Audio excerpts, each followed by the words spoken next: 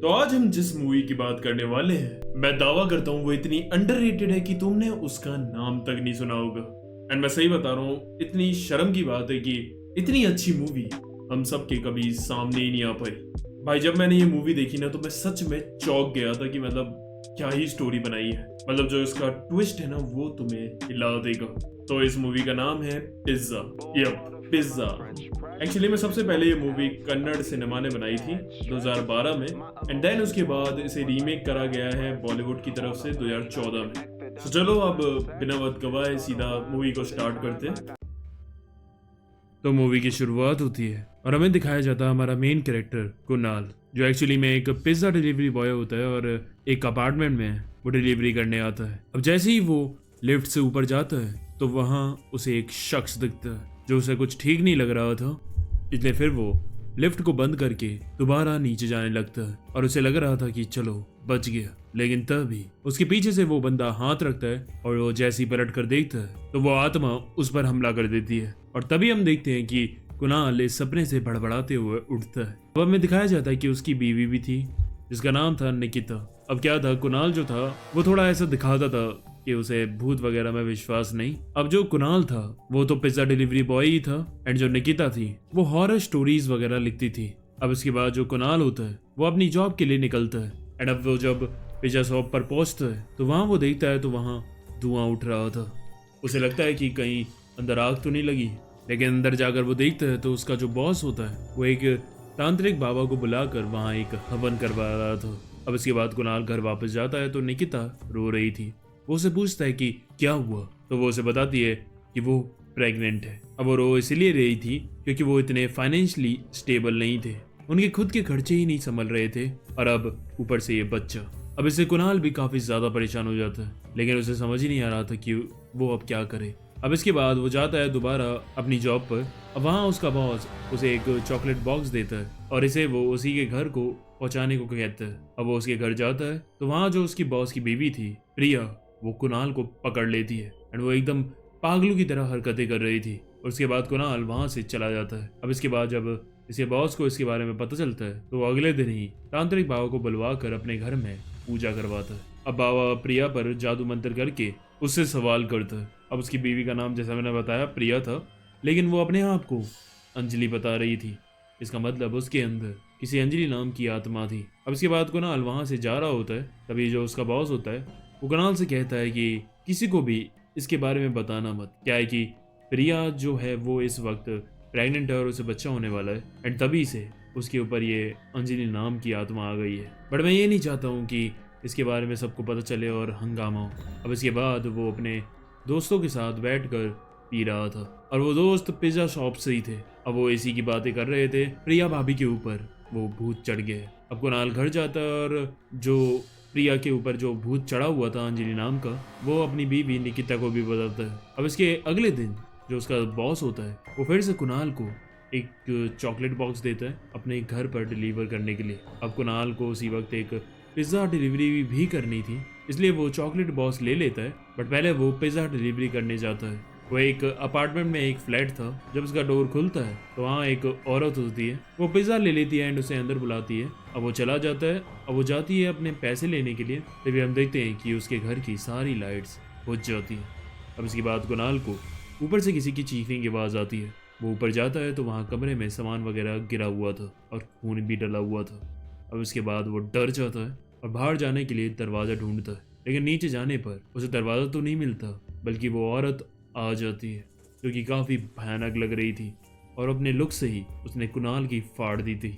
उसके बाद वो गायब भी हो जाती है। अब कुणाल को फिर उसके बाद वहाँ एक छोटी बच्ची भी दिखती है जो कि काफ़ी क्रीपी लुक दे रही थी, एंड अब कुणाल काफ़ी डरा हुआ था, एंड वो समझ जाता है कि वो शायद किसी भूतिया घर में फंस गया है। एंड इसे बीच बीच में सुनाई भी दे रहा था जैसे कोई अंजलि अंजलि पुकार रहा है, यानी कि कोई अंजलि नाम की यहाँ आत्मा थी, और इसे लग रहा था कि कहीं ये वही आत्मा तो नहीं जो मेरे बॉस की वाइफ के ऊपर भी है।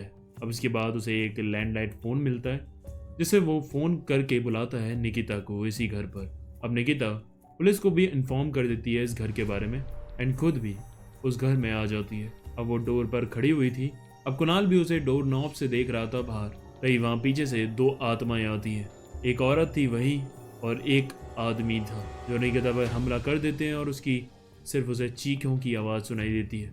अब कुणाल और पगला गया था। उसके बाद वो अंदर देखता है तो उसे निकिता वहीं घर के अंदर लटकी हुई मिलती है, जिसे जाकर वो रस्सी वस्सी खोल कर उसे बचा लेता है। अब उसे अपने साथ ले जा रहा होता तभी वो एकदम से गायब हो जाती है। अब इस पॉइंट पर कुणाल की फट के 4 हो गई थी। अब उसे समझ नहीं आ रहा था कि अब वो क्या करे। अब ये थोड़ी देर बाद वहाँ एंट्री होती है बाहर से पुलिस की, एंड फिर उसके बाद वो दरवाज़ा खुलता है। पुलिस वाले फिर उसे बोलते हैं तुम यहाँ क्या कर रहे हो, तुम्हें पता भी है ये घर कितने सालों से बंद है, इधर 2 सालों पहले कुछ लोगों का मर्डर हो गया था, तो इधर तुम पिज़्ज़ा डिलीवरी क्यों करने आए थे। अब ये बात सुनकर कुणाल पूरा शॉक हो गया था और उसे ये भी यकीन हो गया था कि शायद वो जो लोग उसे दिख रहे थे इस घर में, शायद वो इसी घर में रहते थे। अब कुणाल जल्दी से वहाँ गेट से निकल कर भाग जाता है।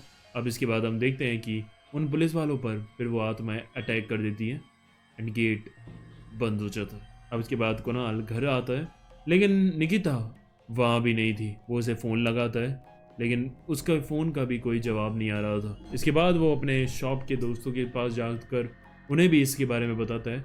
इसके बाद वो पुलिस के पास नहीं बल्कि उसे अपने बॉस के पास ले आते हैं, क्योंकि ये आत्मा से रिलेटेड चीज़ थी तो उसके बॉस ज़्यादा अच्छे से समझ सकते थे। वो अपने बॉस को सब कुछ बताता है कि वहाँ पर क्या हुआ, और वो ये भी बताता है कि उधर वही अंजलि वाली आत्मा थी जो आपकी वाइफ प्रिया के अंदर है। फिर उसका बॉस उसे उस चॉकलेट बॉक्स के बारे में भी पूछता है जो उसने उसे डिलीवर करने के लिए दिया था।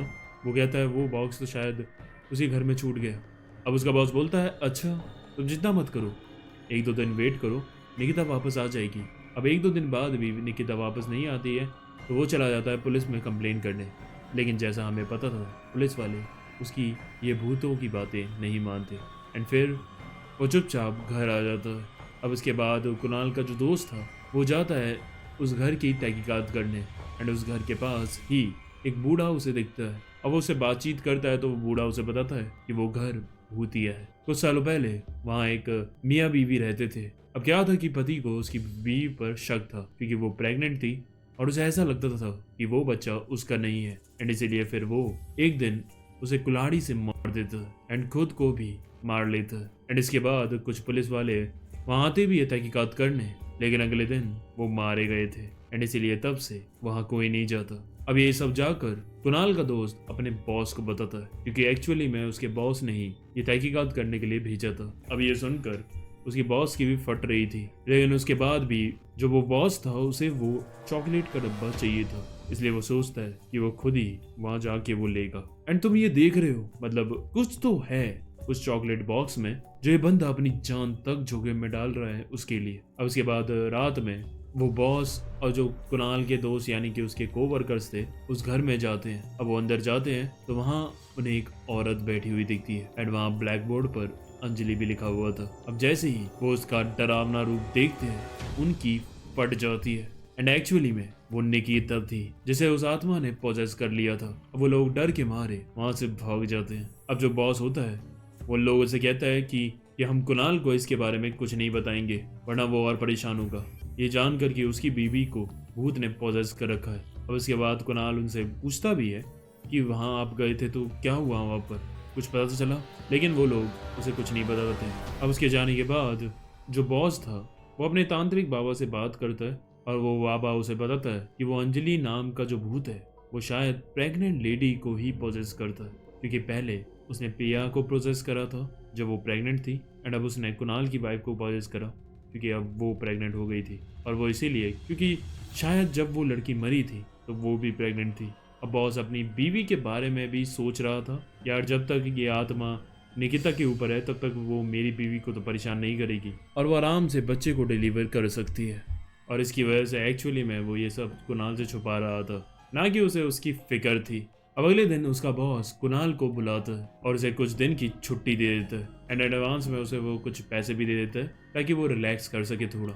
उसके बाद हम देखते हैं कि कुणाल जाता है एक बिल्डिंग के टेरेस पर और वहीं खड़ा हो जाता है और ऐसा लग रहा था कि वो शायद वहाँ से जंप कर देगा, लेकिन तभी पीछे से 2 हाथ आते हैं और उसे गले लगा लेते हैं और हम देखते हैं कि वो उसकी बीवी निकिता ही थी। एंड अब यहीं से मूवी का सबसे बड़ा ट्विस्ट खुलेगा और यहीं से ये मूवी हॉरर से टर्न होकर साइकोलॉजिकल हो जाएगी।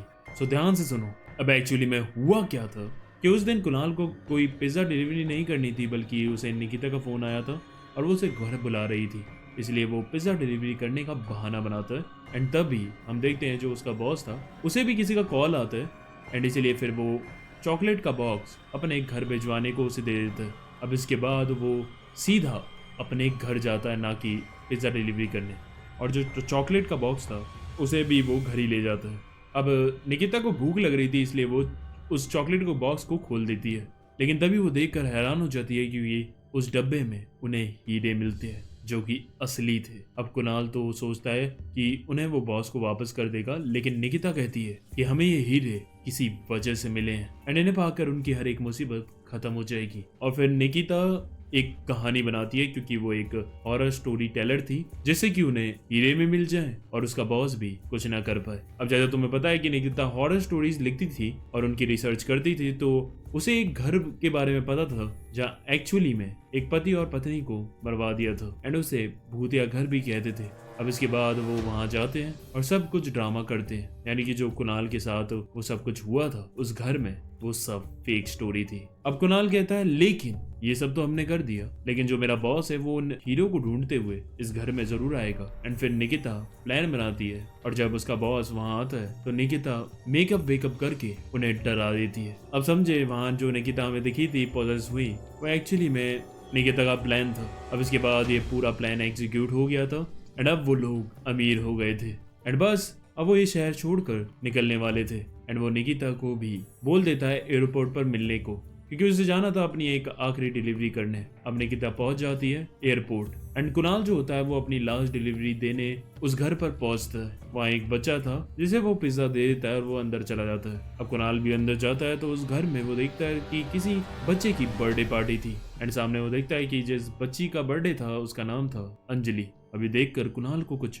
अजीब लगने लगता है, एंड अब वो वहां से निकलने को होता है, तभी वहां दरवाजे पर उसे वही लड़की खड़ी दिखती है जैसा उन्होंने अपने फेक स्टोरी में बताया था। एंड देन उसके बाद वहां उस घर की लाइट भी बुझ जाती है, एंड बस यही ये मूवी खत्म होती है। यानी कि इस बार वो सच में एक भूतिया घर में फंस गया। एंड जो इसने शिफ्ट लिया है ना, पहले ये एक हॉरर मूवी की तरह चलती है, एंड देन साइकोलॉजिकल हो जाती है, एंड एंड में जाके फिर से हॉरर, मतलब मास्टर स्ट्रोक। कसम से ऐसी और मूवीज बननी चाहिए। और हाँ, अगर तुम्हें ऐसी और मूवीज पता है तो कमेंट करके जरूर बताना। अब ये मूवी तो खत्म हुई, लेकिन ऐसी और मूवीज देखने के लिए तुम इन दोनों पर क्लिक कर सकते हो, ये भी काफी चौंकाने वाली है तुम्हें।